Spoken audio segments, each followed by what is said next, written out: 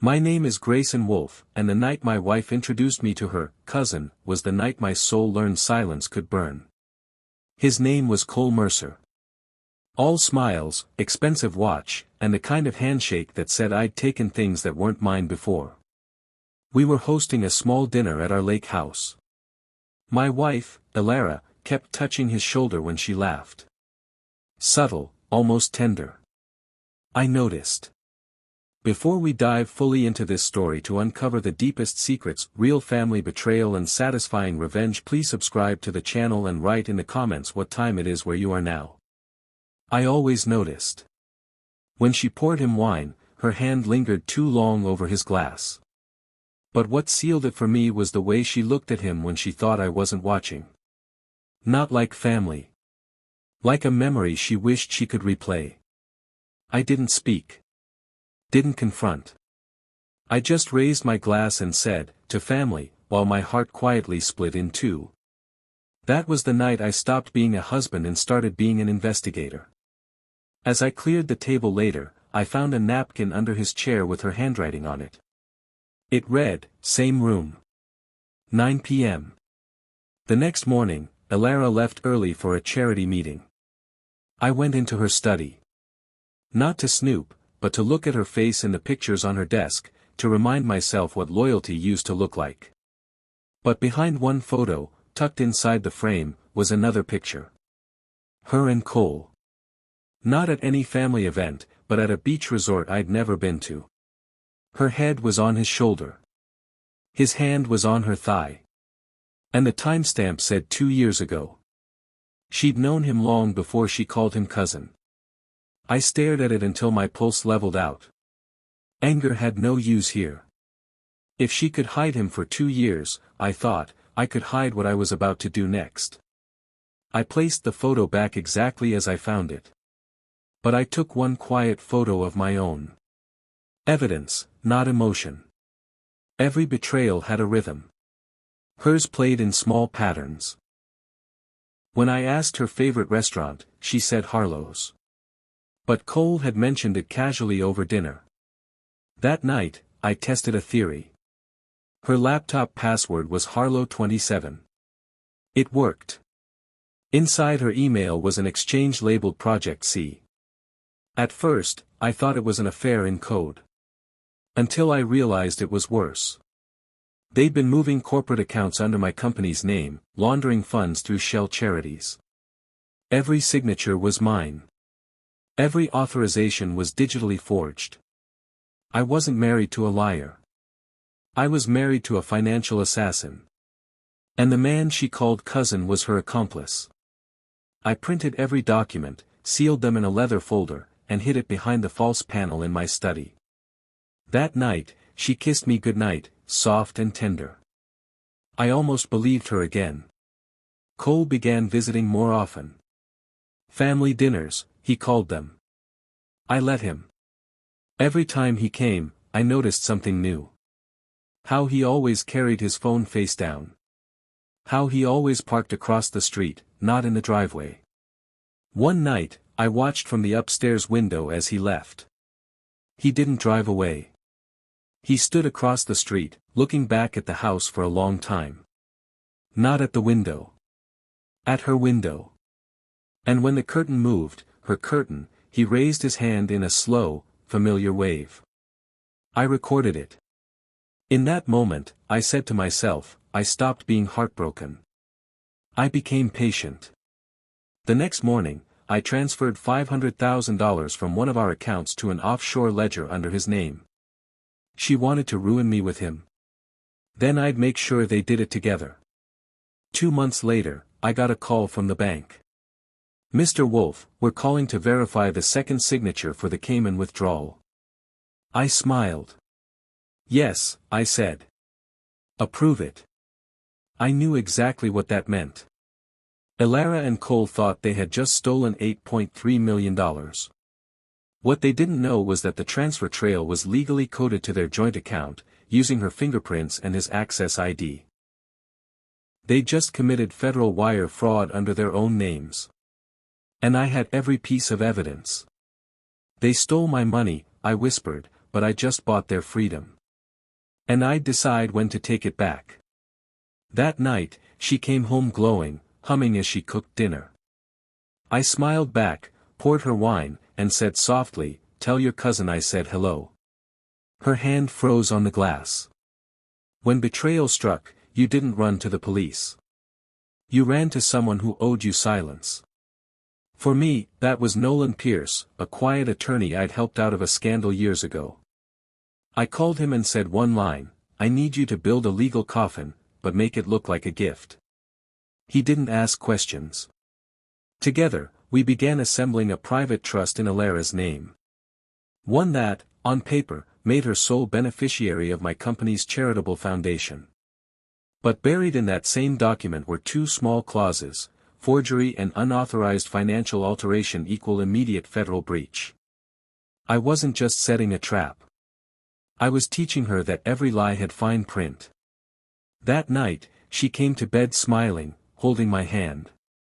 I whispered, "We should sign those foundation papers tomorrow." She kissed me softly and said, "You trust me too much." No, I thought. I trusted myself more than ever. Every Saturday, she tended to the roses in the garden. Cole would sometimes drop by to help. So I installed a micro camera inside one of the ceramic planters, disguised as part of the irrigation system. The footage was devastating. They didn't touch or kiss. It was worse. They planned. They spoke about moving money offshore, about the perfect time to disappear. She said, "He'll never see it coming. He loves control too much." Cole replied, "Then let him think he still has it." They laughed. That laughter burned colder than any flame I'd ever known. I watched the footage twice. Once with fury. Once with focus. I sent an anonymous copy of that clip to Nolan with a note, Phase 2. Record every confession without them knowing it's one. The trap was tightening. And they had no idea. 3 days later, I invited Cole to a private yacht party. A networking event for investors. He arrived looking overconfident, in a white suit that screamed arrogance. Elara came too, dressed in gold, glowing like betrayal wrapped in silk. During dinner, I toasted to partnerships built on trust. Everyone laughed. Except them. Halfway through the night, I announced that I'd be launching a new overseas subsidiary and needed a discreet accountant. Cole's eyes flickered. He took the bait. He said, "You can count on me." Oh, I smiled, I intended to. What he didn't know was that the contract he signed that night, with Elara's co-signature, was being live-streamed directly to a legal server Nolan controlled. They'd just publicly entered a fake shell operation under oath. The noose was tightening. And they were tying it themselves. 2 weeks passed. Elara was distant, distracted. The kind of guilt that tasted like perfume. Every night, she scrolled her phone with trembling hands. Then one morning, she told me she was traveling to see her aunt. I watched her pack. Every movement rehearsed. When she left, I didn't stop her. Instead, I followed her from a distance all the way to a cabin on the edge of Lake Monroe. Cole was already there. Through the window, I saw them hugging. No guilt. Just comfort. And then I saw something that changed everything. A hidden safe in the wall. Cole opened it and revealed stacks of cash, passports, and something that looked like a forged company seal. My seal. They weren't just cheating. They were preparing to vanish. I took a single photograph of that open safe. That image would later become Exhibit A. At exactly 3:42 a.m., I called the FBI's Financial Crimes Division. No emotion. No hesitation. "Hello," I said. "I'd like to report a $12 million offshore laundering network operated by 2 individuals. I have documents, voice recordings, and video evidence."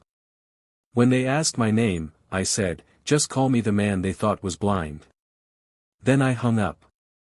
2 days later, Elara came home frantic. Said the foundation accounts were frozen, that Cole's assets were under investigation. I looked at her and said calmly, "Funny, isn't it? How family secrets always find the light." Her face drained of color. For the first time, she didn't have words. Just silence. And the realization that her perfect game had ended. That night, I opened my study drawer and pulled out the leather folder. Every document, every recording, every lie. Ready to hand it all over. But I paused. Because revenge wasn't enough anymore. Now, I wanted truth. 3 days after Elara's panic, a man came to my doorstep wearing a gray suit and a quiet smile. "Mr. Wolf," he said. "Name's Silas Dorn. I'm with Federal Investigations. Except I noticed something. No badge, no ID, no official tone. He wasn't FBI. He was something else." He spoke softly, "You've stirred up a lot, Mr. Wolf. But before you bury your wife, you should know who handed her the shovel." Then he handed me an envelope and left without another word. Inside were old photographs.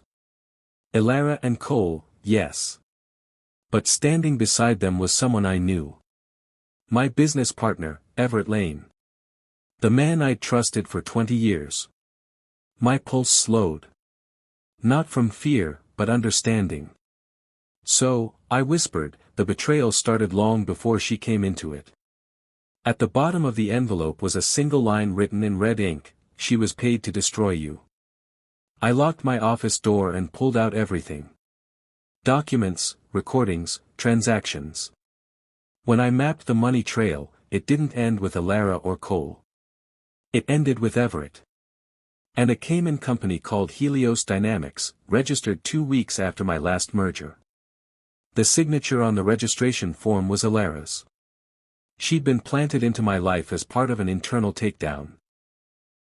Seduce, infiltrate, dismantle, disappear. I had married the company's enemy. But what Silas didn't tell me, what I found out myself, was that Cole wasn't just her lover. He was Everett's nephew. The betrayal wasn't emotional. It was corporate espionage disguised as love. That night, I stared at our wedding photo and whispered, "You didn't just cheat on me, Elara. You invested in my destruction." The revelation burned through me like acid. I needed proof that Everett was the architect. So I arranged a meeting. Old partners catching up. I brought a hidden recorder in my watch. Over whiskey, Everett spoke casually about tight margins, government pressure, and unexpected liabilities. But then his tone shifted. "You always thought loyalty was a virtue, Grayson," he said. "It's not. It's leverage." He laughed. I didn't. He leaned forward and added, "Elara was brilliant. You made her smarter. That's why she'll take the fall, not me." There it was. A confession wrapped in arrogance. I didn't react. I only smiled and said, "To loyalty, then." As he left, he patted my shoulder and whispered, "Don't make this personal." "Too late," I murmured once he was gone. It always was. The recording would seal his fate. And mine would finally be free. That night, I confronted Elara for the first time. No shouting. No rage. Just truth. I placed the photo of her, Cole, and Everett on the table.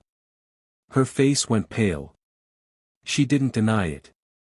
She just whispered, "It wasn't supposed to go this far." I asked, "Which part? The love, or the crime?" Tears welled in her eyes, but I saw something else. Guilt tangled with fear. She confessed that Everett had blackmailed her years ago.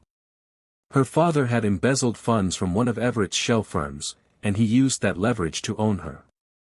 Cole was sent to keep her loyal. She'd been a pawn, yes, but one who played the game too well. "I loved you," she said quietly. "That's what ruined the plan." I looked at her and replied, "No, Elara. That's what ruined you." When she left the room sobbing, I sent one encrypted file to Silas Dorn. Everett's confession. And in that moment, the chessboard flipped. The next morning, Silas called me. His voice was calm but urgent. "We've got him, Wolf. Everett's offshore accounts, falsified audits, everything. He's going down." The arrests came like thunder. News broke across every major channel. Business tycoon Everett Lane charged in massive corporate fraud scandal. But the media didn't know the deeper truth. That the man who exposed Everett was the same man Everett had tried to destroy. Elara and Cole were also implicated, facing charges of fraud, conspiracy, and forgery. I watched their perp walk on television. Elara looked for me in the crowd but found only cameras. And for the first time, I felt not triumph, but peace. "Justice isn't loud," I whispered. "It's surgical."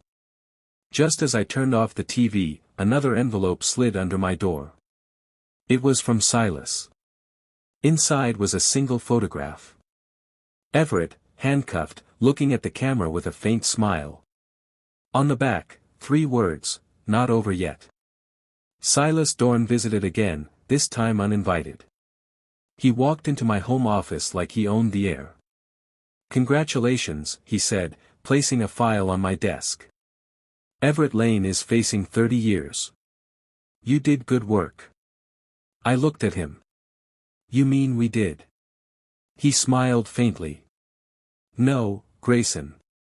You were just the perfect piece." He turned to leave, but not before adding, "You're not the only one who knows how to set traps." After he left, I opened the file he dropped. Inside were confidential reports. Names, accounts, offshore routes. All traced not to Everett, but to Silas himself. He had used me to eliminate his competition. I wasn't the hunter anymore. I was the last loose end. I poured a drink, stared at the city lights, and whispered, "Then it's time the trap turned on its maker." I began shadowing Silas. Every meeting, every visit, every pattern. He was careful. Too careful. He met with federal officers, tech contractors, even journalists. Through discreet surveillance, I discovered his alias, Marcus Venn. Under that name, he controlled shell entities tied to both Everett's empire and the federal task force. Silas wasn't law enforcement. He was the puppet master of corporate takedowns. He created scandals, engineered betrayals, and sold evidence to governments and corporations for profit. And I was his latest success story. "He used my heartbreak as a headline," I muttered. "And that's his final mistake." I pulled a flash drive labeled Covenant. Inside, I began building a file. One that could erase Silas Dorn from every legal and financial system in existence. The hunter had become the hunted. The deeper I dug, the more dangerous it got. That night, someone broke into my study. They didn't take anything. They copied everything. It was Silas's way of saying, "I know what you know." So I flipped the mirror. Using one of Everett's leftover servers, I set a bait file. Federal_contract_Dorn. It looked like an incriminating government logbook linking Silas to corruption. Within 48 hours, he accessed it. And when he did, his own system uploaded every trace of his illegal transactions to the Department of Justice database. He'd hacked himself into exposure. "You like puppets, Silas?" I whispered. "Now you're dancing for the feds." Minutes later, I received an email from an unknown sender. It read, "Nice move, Wolf. But the story isn't over. You still have one more traitor." My blood ran cold. Who else was there? A week later, I received a letter postmarked from Redwood Federal Prison. The sender, Elara Wolf. Inside was a short note in her handwriting: "You were never meant to be destroyed. You were meant to replace him." Attached was a photograph. Me, Everett, and Silas. Taken 12 years ago at a corporate summit. I had forgotten that night. Silas wasn't just some stranger who appeared during my crisis. He'd known me from the beginning. He'd studied me, chosen me. And Elara was part of that plan long before I ever fell in love. He wasn't after my company, I realized. He was after me. I stared at her letter until dawn, the words replaying in my head. Replace him. But replace who? Everett, or Silas? The question haunted me. And the answer terrified me even more. I arranged one last meeting with Silas. Now publicly disgraced, hiding in an abandoned warehouse on the outskirts of D.C. He looked older, thinner, but his eyes were still sharp. You won, he said bitterly. I shook my head. No, I learned. He laughed quietly. You think justice exists, Grayson? I created justice. You just borrowed it. I placed a recorder on the table and said, this isn't about justice. It's about ending your story. He smiled faintly. You forget. I wrote yours. I pressed play on the recorder. It played back his own confession from weeks earlier. The one I'd rigged during his last visit. As agents stormed the warehouse, Silas's smirk faltered for the first time. He whispered, "You're colder than I ever was." I replied, "No. Just wiser." As he was taken away, I looked down at my reflection in the glass table and saw a man I barely recognized. Calm, brilliant, and completely alone. It had been 3 months since Silas's arrest. The world moved on, but silence had its own weight. I'd rebuilt my company under a new name. Wolf Dominion. Investors returned, headlines softened, but peace didn't. At night, I'd pour myself a drink and stare at the empty chair across the table. Where Elara once sat, laughing like she'd never known deceit. The strange thing was, I didn't miss her love. I missed her lies. The tension, the puzzle, the challenge. Maybe betrayal, I thought, was the only language we truly spoke. Then one morning, my assistant walked in holding a parcel. No return address. No name. Just a small black box with my initials engraved. GW inside was a USB drive. And a note in Elara's handwriting. The truth didn't end with us. My hands trembled as I held it. I inserted the drive into my laptop, half expecting a virus. Instead, it played a video. A hidden recording from the night I'd trapped Silas. But in the corner of the footage, blurred by shadow, was a third man. Not me. Not Silas. Someone else had been in that warehouse. At the end of the clip, Silas looked directly into the camera, the hidden camera, and said, "Tell the director it's done." My breath caught. Silas wasn't working alone. He was following orders. And that meant one thing. This entire sequence, Everett, Elara, Cole, even my revenge, was part of a much larger design. I replayed the video frame by frame until I froze on the blurred figure's face. A scar under his eye. A scar I recognized. "No," I whispered. "It can't be him." But it was. Cole Mercer was still alive. The scar belonged to Cole Mercer. The man I thought was gone, the man who had destroyed everything, was alive. He hadn't gone to prison. He'd been protected. By someone powerful enough to erase his existence. Through an anonymous contact, I traced his name to a private security firm in D.C. The Havern Group. Their clients? Federal agencies and black-budget corporations. He was working for the same network that once used Silas. The betrayal hadn't ended in my home. It had been institutionalized. "You can't kill corruption," I muttered. "You can only expose it." I booked a flight under a false name. Martin Hale. And decided to find Cole myself. Not for revenge. For answers. The ghost I thought was buried was walking freely. And I needed to know why.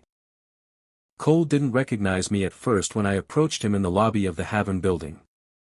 He was thinner, colder, but still arrogant.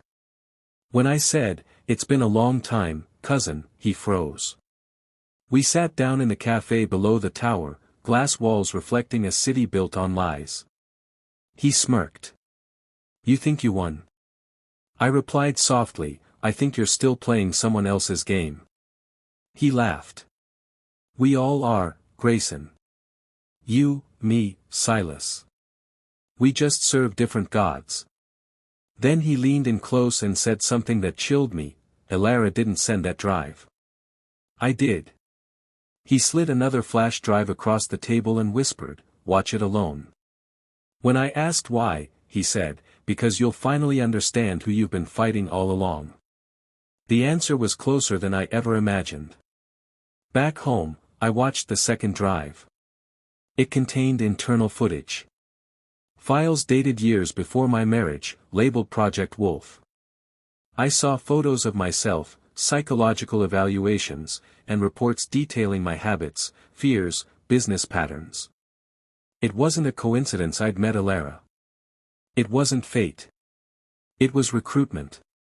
Silas, Everett, Cole. They were all part of an experimental federal program that studied manipulative intelligence under emotional distress.